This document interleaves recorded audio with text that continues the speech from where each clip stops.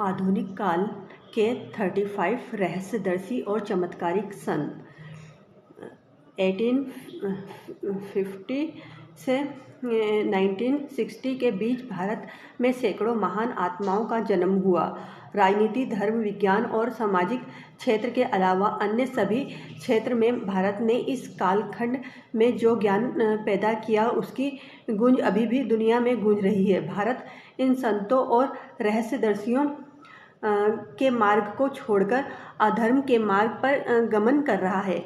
आज की युवा पीढ़ी को भारत की इन महान आत्माओं के बारे में अधिक से अधिक जानकारी प्राप्त करना चाहिए और इनके दर्शन को समझना चाहिए। देश और विदेश में भारत के इन संतों ने भारतीय दर्शन, योग और धर्म की महानता को स्थापित कर भारत के बारे में विदेशियों का नज़रिया बदलने में महत्वपूर्ण भूमिका निभाई। इन्हीं संतों की बदौलत हमें भारत पर गर्व है। इन्हीं में से कुछ ने अपने स्वतंत्र विचार और दर्शन को भी स्थापित कर एक नए समाज की रचना की। आओ जानते हैं ऐसे ही कुछ प्रमुख विचारकों और संतों का संक्षिप्त परिचय। जय कृष्णमूर्ति, उन्हें अष्टावक्र और बुद्ध का नया संस्करण कहना गलत होगा। जय कृष्णमूर्ति सिर्फ जय कृष्णमूर्ति ही थे। George Bernard Shaw, Aldous Huxley, Khalil Gibran, Indira Gandhi आदि अनेक महान हस्तियां उनके विचारों से प्रभावित थी। जय कृष्णमूर्ति का जन्म 11 मई 1895 को मदनपल्ली, आंध्र प्रदेश के मध्यम वर्ग के ब्राह्मण परिवार में हुआ था। कृष्णमूर्ति ने बड़ी ही फुर्ती और जीवंतता से लगातार दुनिया के अनेकों भागों का भ्रमण किया और लोगों से शिक्षा ली। उन्होंने पूरा जीवन एक शिक्षक तथा छात्र की तरह बिताया। उन्होंने कहा कि संसार विनाश की राह पर आ चुका है और इसका हल तथाकथित धार्मिकों और राजनीतिज्ञों के पास नहीं है। उन्होंने 91 वर्ष की आयु में 1986 को अमेरिका में देह छोड़ दी, लेकिन आज भी दुनिया भर की लाइब्रेरी में कृष्णमूर्ति उपलब्ध हैं। ओशो रजनीश को जीवन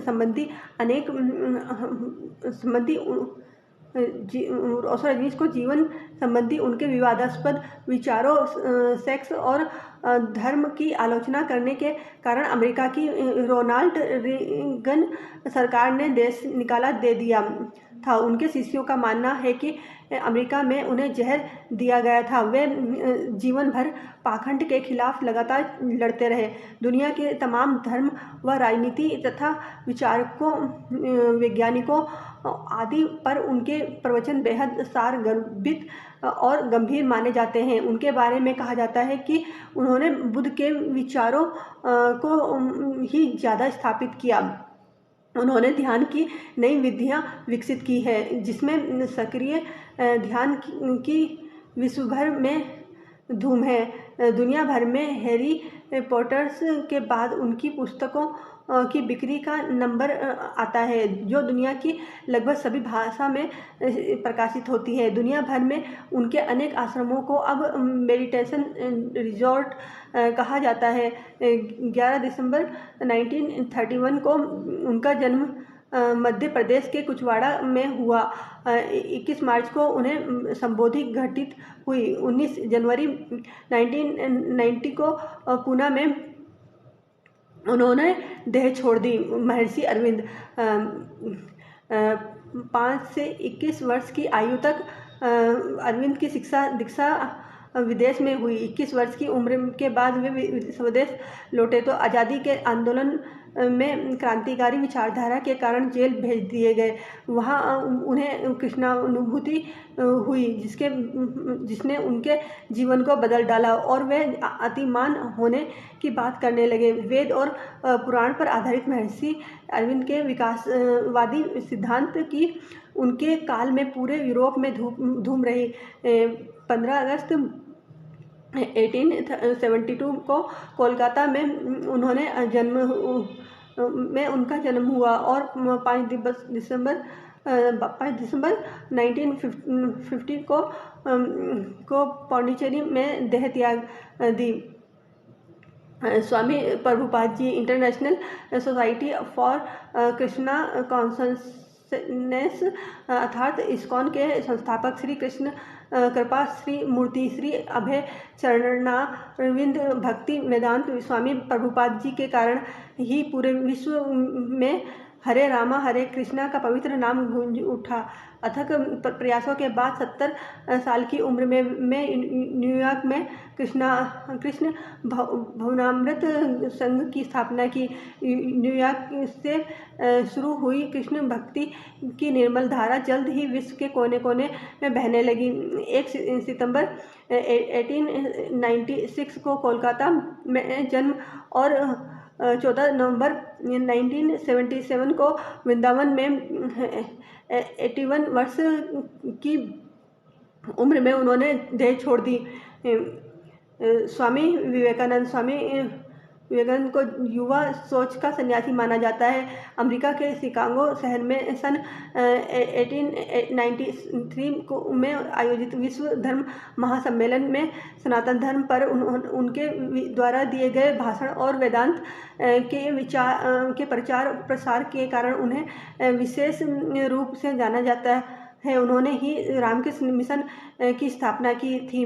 नरेंद्र दत्त अर्थात विवेकानंद का जन्म कोलकाता में 12 जनवरी 1863 को हुआ। 4 जुलाई 1902 को कोलकाता में ही उन्होंने देह त्याग दी।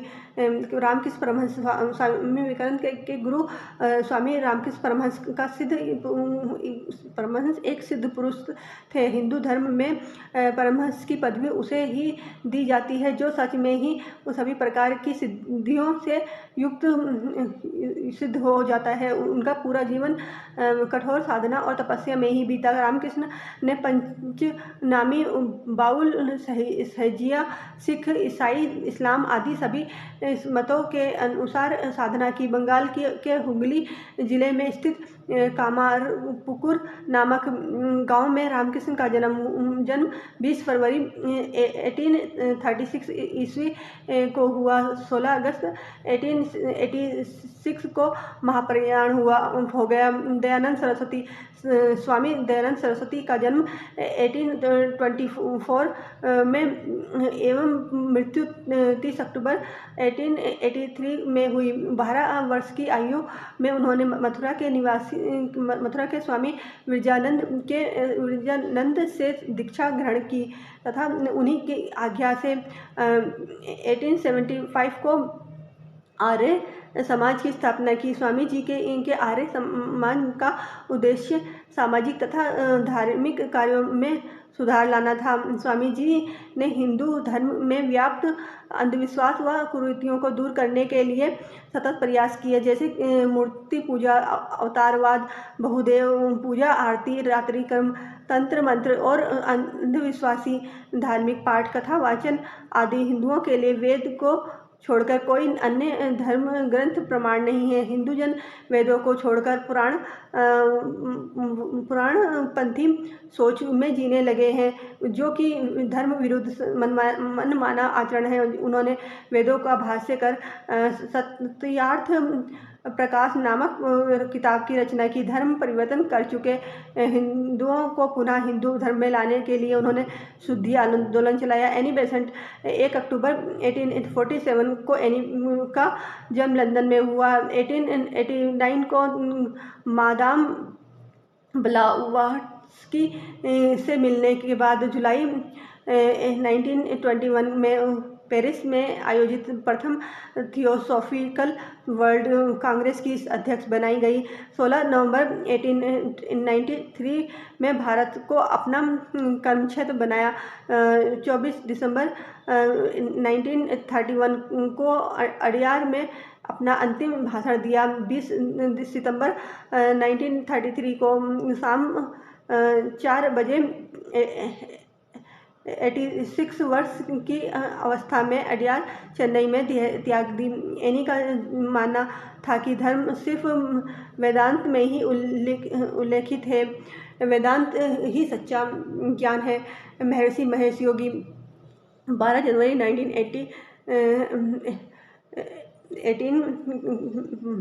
5 फरवरी 2008 भावातीत ध्यान के प्रणेता महर्षि महेश योगी के आश्रम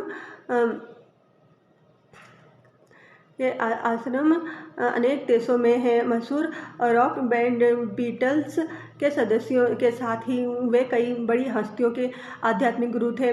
महर्षि महेश योगी ने 1955 में योग के सिद्धांतों पर आधारित ट्रांसेंडेंटल मेडिटेशन अनुभवातीत ध्यान के जरिए दुनिया भर में अपने लाखों अनुयायी बनाए। महर्षि महेश योगी का जन्म 12 जनवरी 1918 को छत्तीसगढ़ के राजिम शहर के पास पांडुका गांव में हुआ। उन्होंने इलाहाबाद से दर्शन शास्त्र में स्नातकोत्तर की उपाधि ली थी।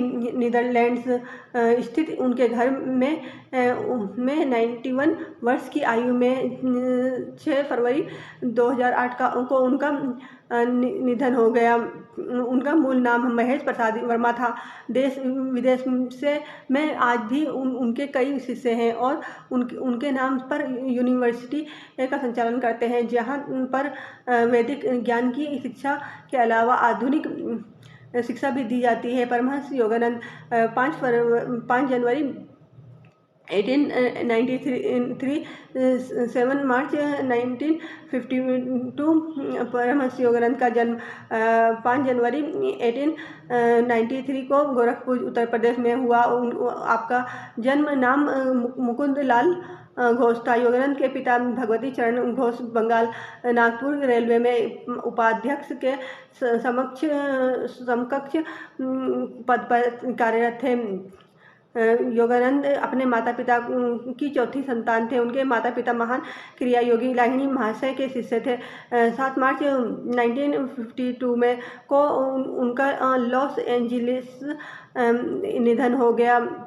परमहंस योगानंद 1920 में बॉस्टन पहुंचे थे। उन्होंने लॉस एंजेलिस में सेल्फ रियलाइजेशन फेलोशिप की स्थापना की। उन्होंने प्रसिद्ध पुस्तक ऑटोबायोग्राफी ऑफ योगी, एक योगी की आत्मकथा लिखी। उन्होंने उनकी इस उत्कृष्ट आध्यात्मिक कृति हिंदी में योगी कथामृत के नाम से उपलब्ध है। इस कृति की लाखों प्रतियां बिकी और इसने सबसे ज़्यादा बिकने वाली आध्यात्मिक आत्मकथा का रिकॉर्ड कायम किया। श्री राम शर्मा आचार्य शांति कुंज के संस्थापक श्री राम शर्मा आचार्य ने हिंदुओं में जात पात को मिटाने के लिए गायत्री आंदोलन की शुरुआत की। सभी जातियों के लोगों को बताया कि ब्राह्मणत्व प्राप्त कैसे किया जाए। जहां गायत्री के उपासक विश्वामित्र ने कठोर तप किया था, उसी जगह उन्होंने अखंड दीपक जलाकर हरिद्वार में शांति कुंज की स्थापना की। गायत्री मंत्र के महत्व को पूरी दुनिया में प्रचारित किया। आपने वेद और उपनिषदों का सरलतम हिंदी में श्रेष्ठ अनुवाद किया। 20 सितंबर 1911 आगरा जिले के आवल खेड़ा गांव में जन्म हुआ। अखंड ज्योति नामक पत्रिका का पहला अंक 1938 की वसंत पंचमी पर प्रकाशित किया गया। 80 वर्ष की उम्र में उन्होंने शांति कुंज में ही देह छोड़ दी। उनकी पत्नी भगवती देवी शर्मा ने उनसे कार्य में बराबरी से साथ दिया।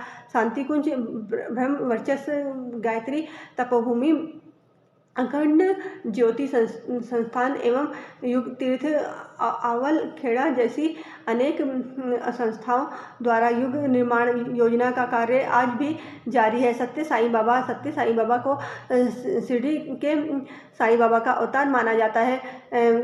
विश्व भर में इनके आश्रम प्रशांति नीलमय की प्रसिद्धि है।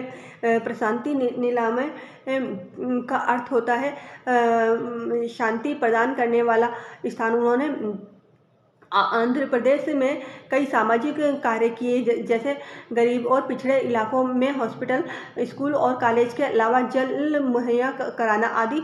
सत्य साईं बाबा से सभी जाति और धर्म के लोग जुड़े हुए हैं। उनकी दृष्टि में सभी का मालिक एक ही है। विदेशों में साईं के लाखों भक्त हैं।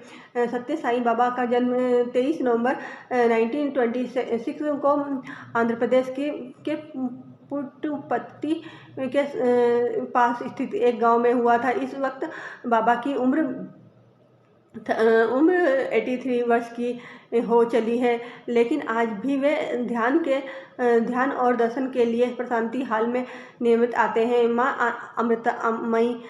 माता अमृतामयी को उनके भक्त प्यार से अम्मा कहते हैं। प्रेम की मूर्ति माता का संदेश है। सिर्फ प्रेम करो, मदद करो। अम्मा का जन्म केरल के गरीब मछुआरे इलाके में 1953 को हुआ। उनके पिता मछली बेचा करते थे। उनका मूल नाम सुधामणि है। बचपन से ही अम्मा के मन में भगवान कृष्ण के प्रति लगन लग गई थी। वे कृष्ण के भजन गाती और नृत्य करती थी। वे कई घंटे ध्यान करती तथा कृष्ण की प्रार्थना में ही लीन रहती थी।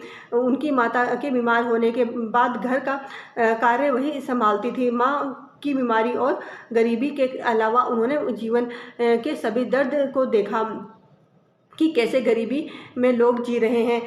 27 सितंबर 1953 में केरल के एक छोटे से गांव आलपाड में एक गरीब मछुआरे परिवार में जन्मी माता नंदमी एक गरीब परिवार से है। अम्मा जब 6 माह की थी तभी उन्होंने बोलना और चलना सीख लिया था। 1987 में से अपने अनुयायियों के अनुग्रह पर वे देश और विदेश में के आयोजनों में शामिल होना शुरू किया। अनुयायियों ने माता अमृतानंदमयी मठ, माता अमृतानंदमयी सेंटर, अम्मा यूरोप, अम्मा जापान, अम्मा केन्या, अम्मा ऑस्ट्रेलिया आदि की स्थापना की। यह सभी संगठन संयुक्त रूप से एम्ब्रेसिंग द वर्ल्ड के रूप में जाने जाते हैं। अम्मा ने भारत सहित कई पूर्वी देशों में गरीबों के लिए लाखों मकान बनाकर दिए हैं और उनकी हर संभव सहायता की। गरीबों के लिए अम्मा ने निस्वार्थ सेवा की। मलेशिया से श्रीलंका, बर्मा और अफ्रीका आदि अनेक मुल्कों के गरीब लोगों के जीवन स्तर को सुधारने के लिए अम्मा ने अथक प्रयास किया। अम्मा ने कभी भी सेवा की आड़ में धर्मांतरण या धन जुटाने का कार्य नहीं किया। अम्मा का मिशन सांप्रदायिक नहीं है। उनका मिशन तो यही है कि किस तरह गरीब के चेहरे पर मुस्कान हो, क्योंकि अम्मा ने खुद गरीबी का दर्द झेला है। भूकंप से पीड़ित, बाढ़ से पीड़ित या दंगों से पीड़ित सभी लोगों के पास अम्मा सहज ही पहुंच जाती है। स्वामी शिवानंद 18 सितंबर 1887,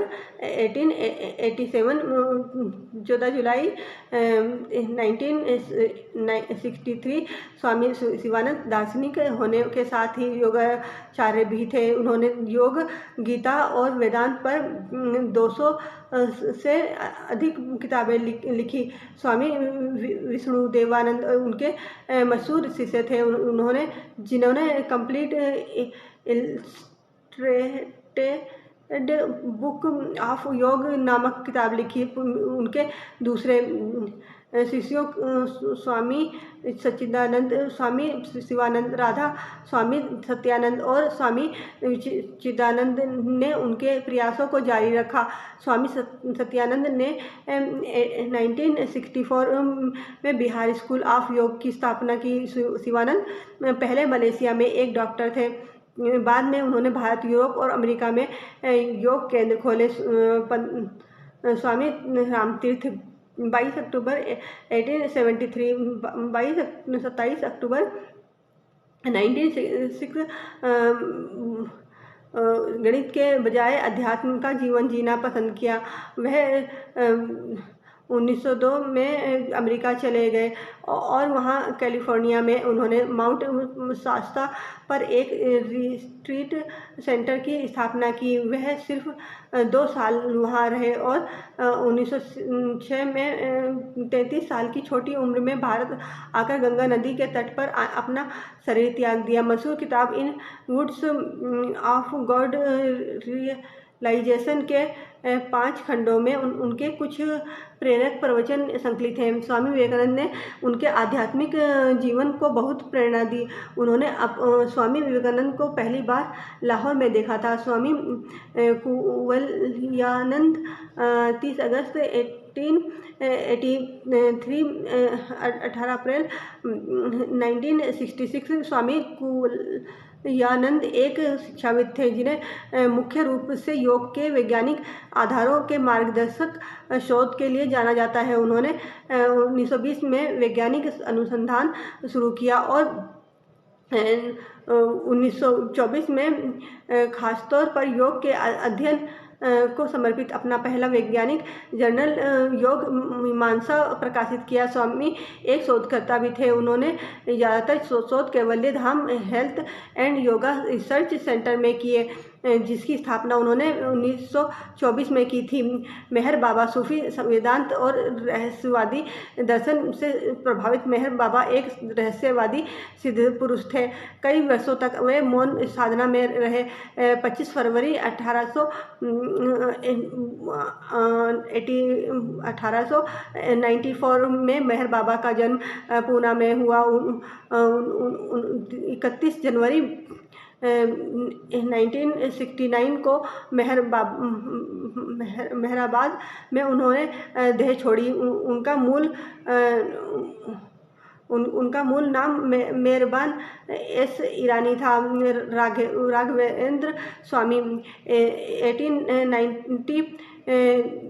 1996 बंगलोर से लगभग 250 किलोमीटर दूर कर्नाटक के एक छोटे से गांव चित्रदुर्ग जिले के मलादिहल्ली के राघवेंद्र स्वामी, जो मलादिहल्ली स्वामी जी के नाम से मशहूर थे, ने मलादिहल्ली में अनाथ सेवाश्रम ट्रस्ट की स्थापना की। उन्होंने मलादिहल्ली में अपना आधार रखते हुए दुनिया भर के 45 लाख से अधिक लोगों को योग सिखाया। उन्होंने योग की शिक्षा पलनी स्वामी से प्राप्त की थी।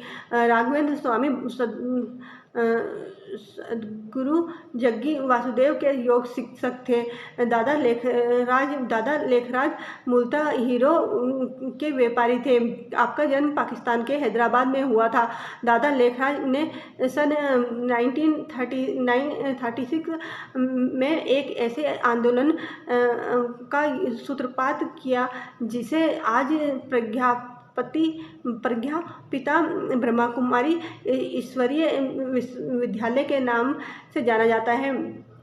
सन 1937 में आध्यात्मिक ज्ञान और राजयोग की शिक्षा के माध्यम से इस संस्था ने एक आंदोलन का रूप धारण किया। जब दादा लेखराज को प्रजापिता ब्रह्मा नाम दिया गया तो जो उनके सिद्धांतों पर चलते थे उनमें पुरुषों को ब्रह्मा कुमार और स्त्रियों को ब्रह्मा कुमारी कहा जाने लगा। यहाँ यह आंदोलन भी एक ईश्वरवाद में विश्वास रखता है। विश्व भर में इस आंदोलन के कई मुख्य केंद्र हैं तथा उनकी अनेक शाखाएं हैं। इस संस्था का मुख्यालय भारत के गुजरात में माउंट आबू में स्थित है। इस आंदोलन को बाद में दादी प्रकाशमणि ने आगे बढ़ाया। यह आंदोलन बीच में विवादों के घेरे में भी रहा। इन पर हिंदू धर्म की गलत व्याख्या का आरोप लगाया जाता रहा, जिससे समाज में भ्रम का विस्तार हुआ। श्री कृष्णामाचार्य 18 नवंबर 1888 28 फरवरी 1989 आधुनिक समय में हठ योग के महान व्याख्याता रहे। श्री कृष्णामाचार्य का देहांत 1989 में 101 वर्ष की आयु में हुआ। उन्होंने अपने आखिरी दिनों तक हठ योग की विनियोग प्रणाली का अभ्यास किया और उसकी शिक्षा दी। उन्होंने बाकी लोगों के साथ प्रसिद्ध जिद्दू कृष्णमूर्ति को भी योग सिखाया है। श्री कृष्णामाचार्य के एक मशहूर विद्यार्थी हुए BKS अयंगर 14 दिसंबर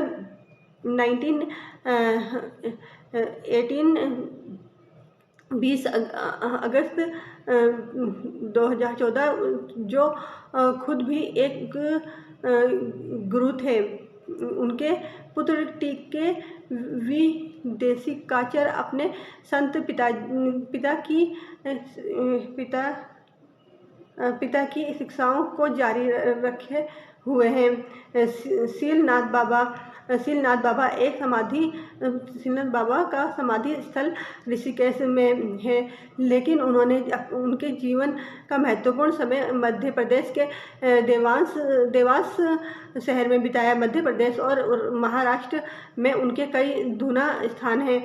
देवास में श्री गुरु योगेंद्र शीलनाथ बाबा का अखंड धूना और ज्योत आज भी जलता रहता है। देवास के मल्हार क्षेत्र में बाबा की धुनी एक तपोभूमि है, जहां बाबा के धुने के अलावा उनके अधिकतर शिष्यों के समाधि स्थल भी हैं। शीलनाथ बाबा जयपुर के क्षत्रिय घराने में से थे। 1839 में दीक्षा प्राप्ति के बाद बाबा ने उत्तराखंड के जंगलों में कठिन तप किया। इसके बाद उन्होंने देशांतरों के निर्जन स्थानों पर भ्रमण किया। पाकिस्तान, अफगानिस्तान, रूस, चीन, तिब्बत और कैलाश मानसरोवर होते हुए वे पुनः भारत पधारे। इस दौरान उनके साथ अनेक घटनाएं घटी। 1900 में वे उज्जैन क्षेत्र में पधारे, जहां उन्होंने भ्रतहरि की गुफा में ध्यान रमाया। उज्जैन के बाद कुछ दिन इंदौर में रहे तथा पुनः उज्जैन में आ गए। उज्जैन से ही उनकी प्रसिद्धि पूरे मालव राज्य में फैल गई थी। उस समय मालवा प्रांत के सर सूबा में ऑनेस्ट सप्तनीक बाबा के शिष्य बन गए थे। जब देवास में पाटलिपुत्र के श्रीमत महाराज सरकार के CSI राज सिंहासन पर विराजमान थे, वे भी उज्जैन में बाबा के सत्संग में जाया करते थे। देवास में बाबा 1901 से 1921 तक रहे। तत्पश्चात अंतःप्रेरणा से ऋषिकेश में आकर वहाँ चैत्र कृष्ण 14 गुरुवार संवत 1977 में और सन 1921 ईस्वी के दिन 5.55 के समय बर्लिन हो उन्होंने समाधि ले ली। उन्होंने कहते हैं कि यहाँ पर उनके गुरु की भी समाधि थी। दादाजी धूनीवाले का समाधि स्थल मध्य प्रदेश के खंडवा शहर में स्थित है। दादाजी का नाम स्वामी केशवानंद जी महाराज था और वे परिवारजक थे, अर्थात भ्रमणशील थे। देश विदेश में दादाजी के असंख्य भक्त हैं। दादाजी के नाम पर भारत और विदेशों में 27 धाम मौजूद हैं। इन स्थानों पर दादाजी के समय से अब तक निरंतर धुनी जल रही है। सन 1930 में दादाजी ने खंडवा शहर में समाधि ली। यह समाधि रेलवे स्टेशन से 3 किमी की दूरी पर है। गजानन महाराज की समाधि महाराष्ट्र के बुलढाणा गांव जिले के से गांव में स्थित है। बाबा श्री की जागृत समाधि को सितंबर 2010 से 100 वर्ष पूर्ण हो गए। समाधि स्थल पर प्रतिदिन लगभग 25 से 30 हज़ार लोग दर्शन करने आते हैं। सेवांग के गजानन महाराज नाथ संप्रदाय के बहुत ही पहुँचे हुए दिगंबर संत थे। गजानन महाराज के चित्र में उन्हें चिलम पीते हुए दिखाया जाता है। महाराज चिलम पिया करते थे, लेकिन उन्हें चिलम पीने की लत नहीं थी। माना जाता है कि वे अपने बनारस के भक्तों को खुश करने के लिए चिलम पिया करते थे। गजानन महाराज का जन्म कब हुआ, उनके माता पिता कौन थे, इस बारे में किसी को कुछ भी पता नहीं। पहली बार गजानन महाराज को सेवांग में 23 फरवरी 1878 में बनकट लाला और दामोदर नामक 2 व्यक्तियों ने देखा। एक श्वेत वर्ण सुंदर बालक झूठी पत्तल में से चावल खाते हुए गणात बुते का उच्चारण कर रहा था। गणात बुते का उच्चारण करने के कारण ही उनका नाम गजानन पड़ा। मान्यता के अनुसार 8 सितंबर 1910 को प्रातः 8 बजे उन्होंने सेगांव में समाधि ले ली। माना जाता है कि बाला भाऊ की मृत्यु के उपरांत नंदूर गांव के नारायण के स्वप्न में महाराज ने दर्शन दिए और मठ की सेवा करने का आदेश दिया। शिरडी के साईं बाबा का समाधि स्थल विश्व भर में प्रसिद्ध तीर्थस्थल है। शिरडी अहमदनगर जिले के कोपर गांव तालुका में है। गोदावरी नदी पार करने के पश्चात मार्ग सीधा शिरडी को जाता है। 8 मील चलने पर जब आप नीम गांव पहुंचेंगे तो वहां से शिरडी दृष्टिगोचर होने लगती है। श्री साईनाथ ने शिरडी में अवतीर्ण होकर उसे पावन बनाया। बाबा की एकमात्र प्रामाणिक जीवन कथा श्री साई चरित्र है, जिसे श्री अन्ना साहेब दाभोलकर ने सन 1914 में लिपिबद्ध किया। ऐसा विश्वास किया जाता है कि सन 1835 में महाराष्ट्र के परभणी जिले के पाथरी गांव में साईं बाबा का जन्म भूसारी परिवार में हुआ था। सत्य साईं बाबा का जन्म 27 सितंबर 1830 को पाथरी गांव में बताया है। इसके पश्चात 1854 में वे शिरडी में ग्रामवासियों को एक नीम के पेड़ के नीचे बैठे दिखाई दिए। अनुमान है कि सन 1835 से लेकर 1846 तक पूरे 12 वर्ष तक बाबा अपने पहले गुरु रोशन शाह फ़कीर के घर रहे। 1846 में से 1854 तक बाबा बेकुसा के आश्रम में रहे। सन 1854 में वे पहली बार नीम के वृक्ष के तले बैठे हुए दिखाई दिए। कुछ समय बाद बाबा शिरडी छोड़कर किसी अज्ञात जगह पर चले गए और 4 वर्ष बाद 1858 में लौटकर चांद पाटिल के संबंधी की शादी में बारात के साथ फिर शिरडी आए। इस बार वे खंडोबा के मंदिर के सामने ठहरे थे। इसके बाद के 60 वर्षों 1858 से 1918 तक बाबा शिरडी में अपनी लीलाओं को करते रहे और अंत तक यहीं रहे। साईं बाबा ने अपनी ज़िंदगी में समाज को 2 अहम संदेश दिए हैं, सबका मालिक एक है और श्रद्धा और सबूरी। साईं बाबा के इर्द गिर्द के तमाम चमत्कारों से परे केवल उनके संदेशों पर ही गौर करें तो पाएंगे कि बाबा के कार्य और संदेश जन कल्याणकारी साबित हुए हैं। लाहिड़ी महाशय परमहंस योगानंद के गुरु स्वामी युक्तेश्वर गिरी लाहिड़ी महाशय के शिष्य थे। श्यामाचरण लाहिड़ी का जन्म 30 सितंबर 1828 को पश्चिमी बंगाल के कृष्णनगर के खुर्डी गांव में हुआ था। योग में पारंगत पिता गौर मोहन लाहिड़ी जमींदार थे। माँ मुक्तेश्वरी शिवभक्त थी। काशी में उनकी शिक्षा हुई। विवाह के बाद नौकरी की। 23 साल की उम्र में उन्होंने सेना की इंजीनियरिंग शाखा के पब्लिक वर्कर्स विभाग में गाजीपुर में क्लर्क की नौकरी कर ली। 23 नवंबर 1868 को इनका तबादला हेड क्लर्क के पद पर रानीखेत अल्मोड़ा के लिए हो गया। प्राकृतिक छटा से भरपूर पर्वतीय क्षेत्र उनके लिए वरदान साबित हुआ। एक दिन श्यामाचरण निर्जन पहाड़ी रास्ते से गुजर रहे थे, तभी अचानक किसी ने उनका नाम लेकर पुकारा। श्यामाचरण ने देखा, एक सन्यासी पहाड़ी पर खड़े थे।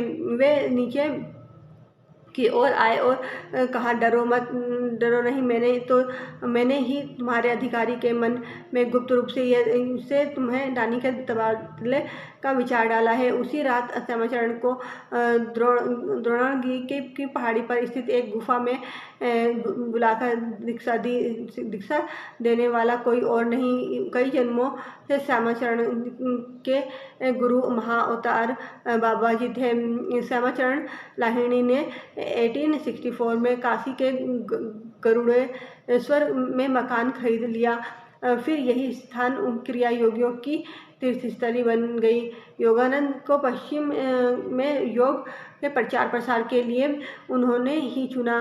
कहते हैं कि शिरडी साईं बाबा के गुरु भी लाहिड़ी बाबा थे। लाहिड़ी बाबा से संबंधित पुस्तक पुराण पुरुष योगीराज श्री श्यामाचरण लाहिड़ी में इसका उल्लेख मिलता है। इस पुस्तक का लाहिड़ी जी के सुपुत्र सत्यचरण लाहिड़ी ने अपने दादाजी की हस्तलिखित डायरियों के आधार पर डॉक्टर अशोक कुमार चट्टोपाध्याय से बांग्ला भाषा में लिखवाया था। बांग्ला से मूल अनुवाद छविनाथ मिश्र ने किया था। देवराहा बाबा का जन्म कब हुआ यह कोई नहीं जानता। कहते हैं कि 250 वर्ष की उम्र में उन्होंने हाल ही में देह छोड़ दी। इलाहाबाद हाईकोर्ट के एक वकील ने दावा किया था कि उसके परिवार की 7 पीढ़ियों ने देवराहा बाबा को देखा है।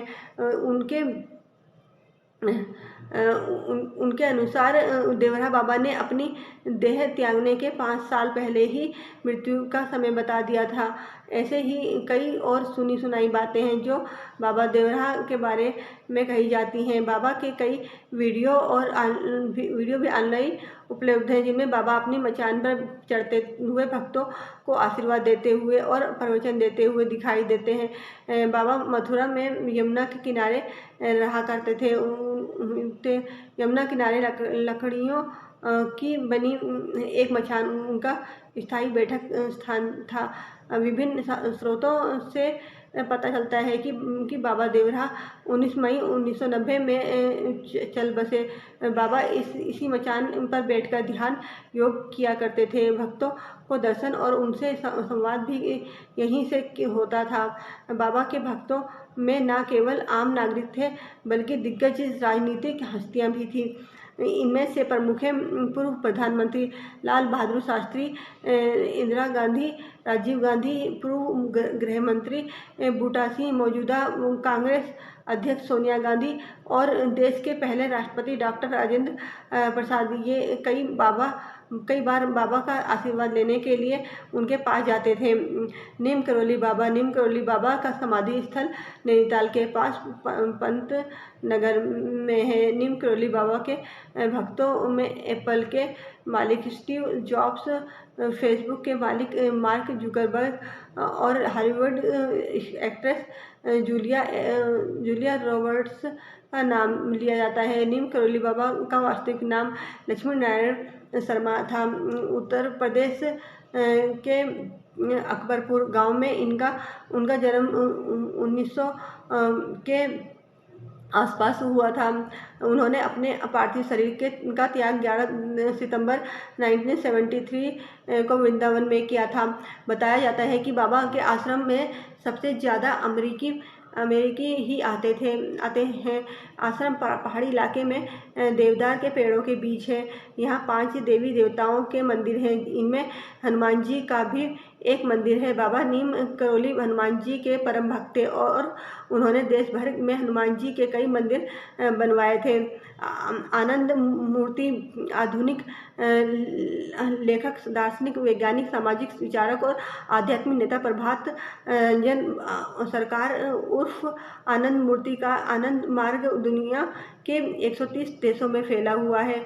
उनकी किताबें दुनिया की सभी प्रमुख भाषाओं में अनुवादित हो चुकी हैं। परमाणु विज्ञान पर उनके चिंतन के कारण उन्हें माइक्रोवाइटा मनीषी भी कहा जाता है।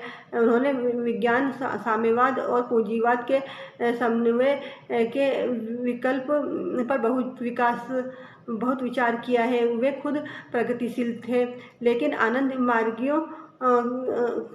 मार्गियों अनुसार पश्चिम बंगाल में उनके आंदोलन को कुचलने के लिए वामपंथियों ने आनंद मार्गियों को कई तरह से प्रताड़ित किया, जो सिलसिला आज तक जारी है। ओशो के बाद आनंद मूर्ति सर्वाधिक विवादित पुरुष माने जाते हैं। आनंद मूर्ति का जन्म 1921 और मृत्यु 1990 में हुई थी। मुंगेर जिले के जमालपुर में एशिया का सबसे पुराना रेल कारखाना है। वे रेलवे के एक कर्मचारी थे।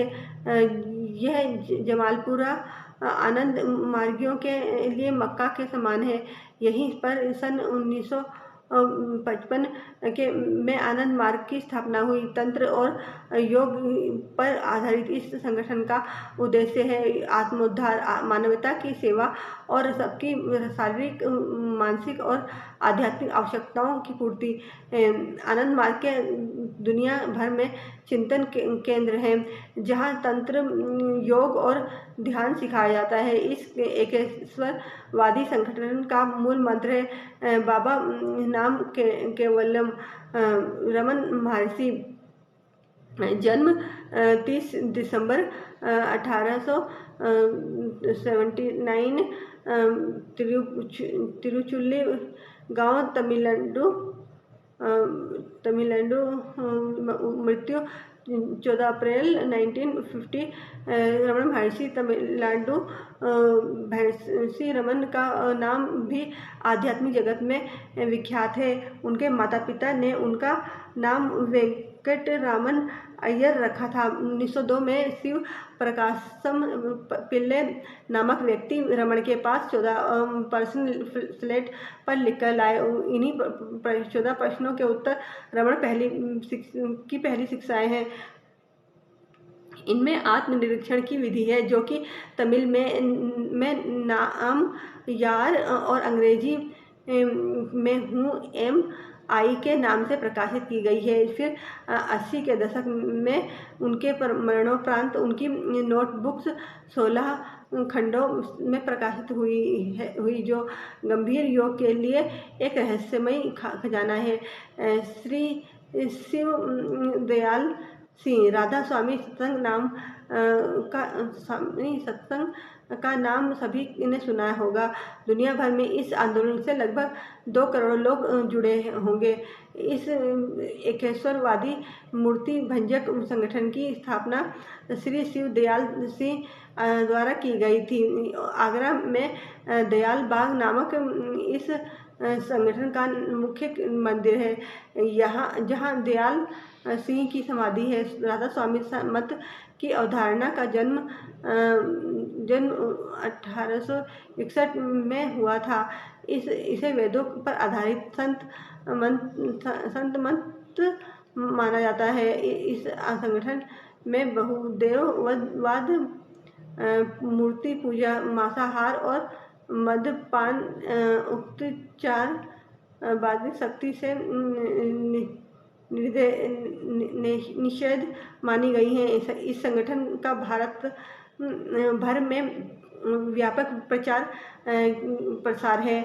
आचार्य तुलसी सन 1914 में कार्तिक शुक्ल दूज को चंदेरी लाडनू की धरती पर जन्म लेने वाले आचार्य तुलसी ने 11 वर्ष की उम्र में भागवती दीक्षा स्वीकार कर जैन आगमों का एवं भारतीय दर्शनों का गहन अध्ययन किया। अपने 11 वर्षीय मुनिकाल में 20,000 वर्षों का संगठन कर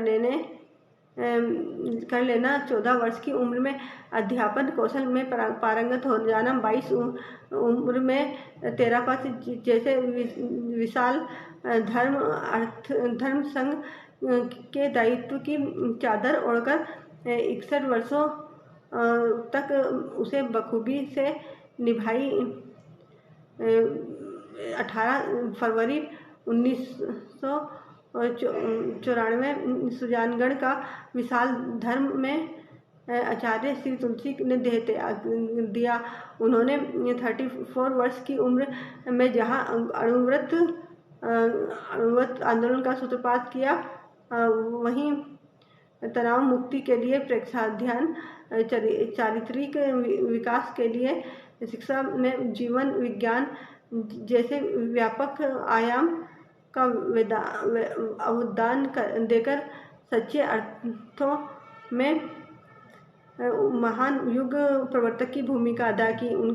इनके शिष्य आचार्य श्री महाप्रज्ञ 14 जून 1920 9 मई 2010 ने इनके अणुव्रत आंदोलन के आगे बढ़ाया और आचार्य महाप्रज्ञ ने 1970 के दशक में अच्छी तरह से नियमबद्ध प्रेक्षा ध्यान तैयार किया। दोनों की कई किताबें हैं जिनमें उनके दर्शन, धर्म और समाज संबंधी विचार प्रकट होते हैं। श्री अवधेशानंद गिरिजी महाराज हिंदू संत धारा के संत श्री अवधेशानंद गिरिजी महाराज जूनागढ़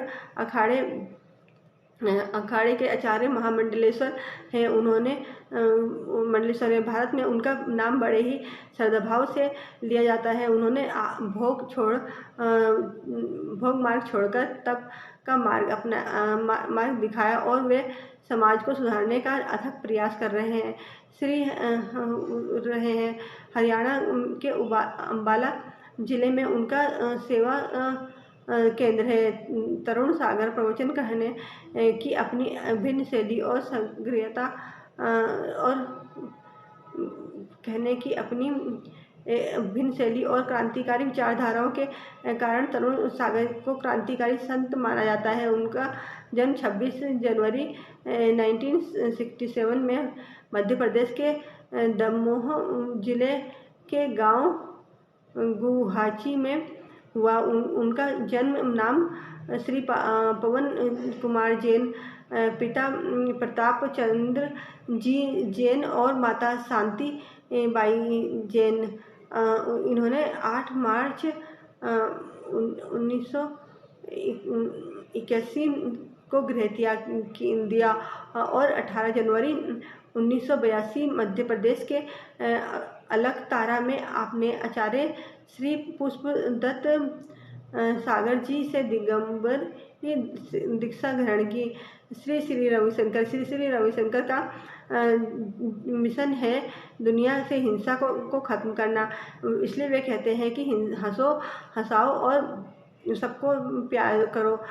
विश्व शांति के लिए ज़रूरी है कि हम सभी से प्यार करना सीखें, मानवीय मूल्यों को समझें। दुनिया भर में आर्ट ऑफ लिविंग के माध्यम से प्रख्यात हुए श्री श्री रविशंकर का जन्म 1956 में एक तमिल अय्यर परिवार में हुआ।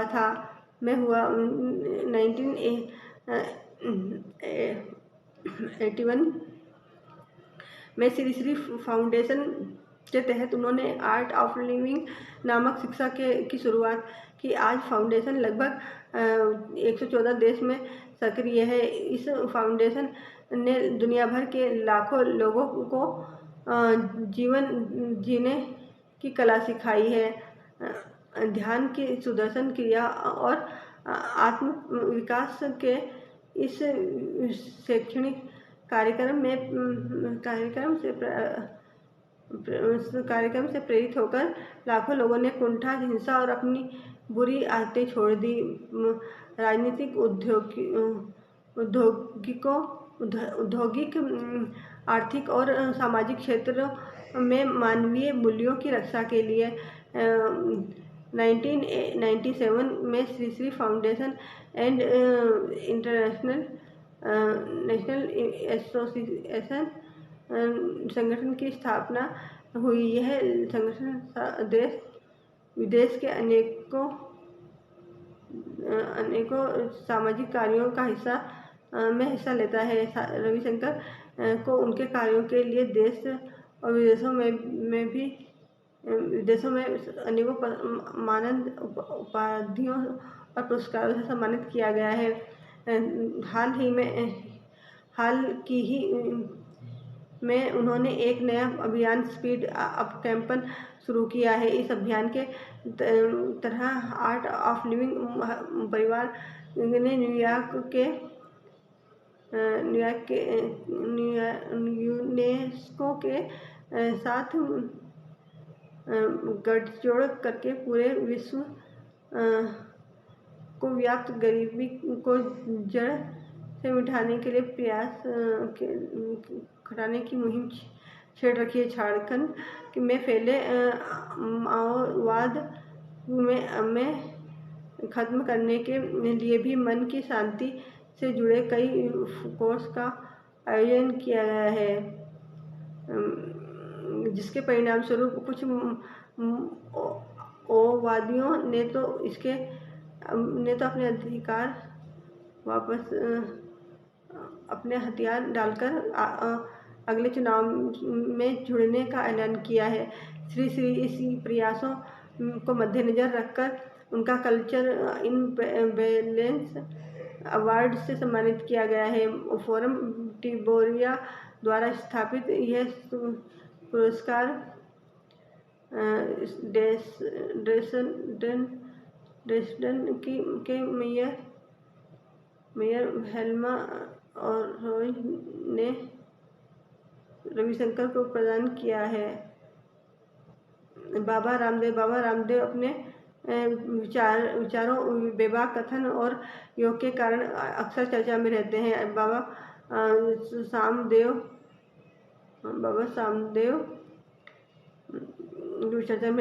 रामदेव ने के माध्यम से योग को जो प्रचार मिला है, इससे पहले कभी इतना प्रचार नहीं मिला। रामदेव ने के कारण योग की पूरी दुनिया में सम्मान की दृष्टि योग को पूरी दुनिया में सम्मान की दृष्टि से देखा जाता है। बाबा ने दुनिया भर की यात्रा कर वहाँ योग शिविर लगाए। देश के कई स्थानों पर योग शिविर व उन्होंने सफलतम आयोजन कर लाखों लोगों को स्वास्थ्य लाभ दिया। बाबा रामदेव उर्फ रामकृष्ण यादव का जन्म 1965 को हरियाणा में हुआ। 9 अप्रैल 1995 को रामनवमी के दिन संन्यास लेने के बाद वे आचार्य रामदेव से स्वामी रामदेव बन गए। प्रारंभ में दिव्य योग हिंदू ट्रस्ट की स्थापना की। बाद में योग और आयुर्वेद के प्रचार प्रसार के लिए पतंजलि योग पीठ की स्थापना की। 6 अगस्त 2000 पीठ की स्थापना की। 6 अगस्त 2006 को इसका उद्घाटन किया गया। योग और आयुर्वेद का यह दुनिया का सबसे बड़ा केंद्र माना जाता है।